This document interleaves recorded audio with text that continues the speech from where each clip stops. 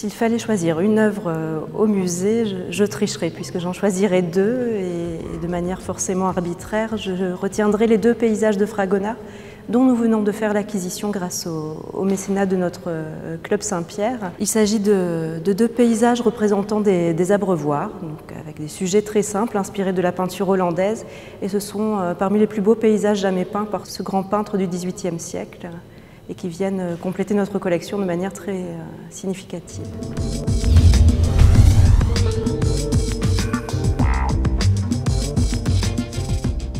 Le premier qui me vient à l'esprit, c'est celui d'Accueillant.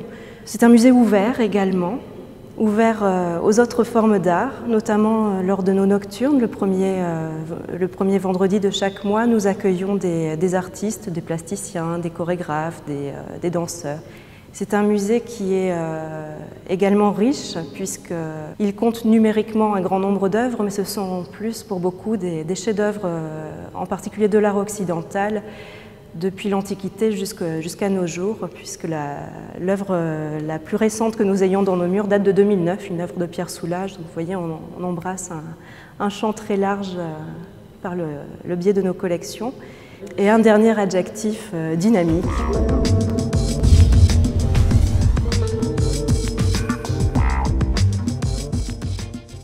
Nous accueillons beaucoup d'enfants au musée, dans le cadre des visites scolaires qui sont très nombreuses dans notre musée, mais également dans un cadre plus familial, puisqu'il y a des visites en famille qui sont organisées pour les enfants avec leurs parents le mercredi et le dimanche.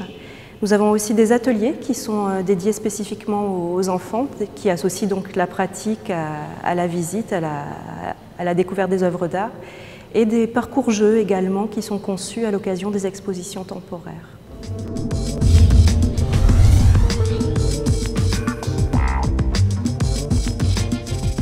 Pour les adultes, nous avons une offre aussi très diversifiée de visites, de rencontres avec différentes personnalités. Dès l'entrée dans le jardin du musée, avant même d'accéder à la billetterie, les adultes peuvent découvrir des œuvres à travers les sculptures qui émaillent le jardin. Et je pense que ça ajoute à l'offre du musée même une plus-value. Ça le rend d'autant plus accueillant pour ce public.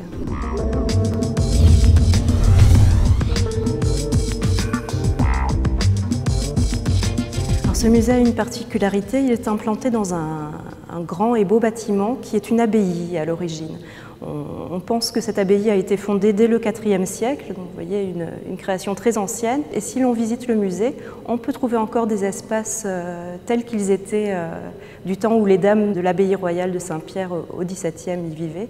Je pense au réfectoire, à l'escalier d'honneur également, et évidemment la chapelle où l'on peut voir actuellement la collection de sculptures 19e et 20e siècle.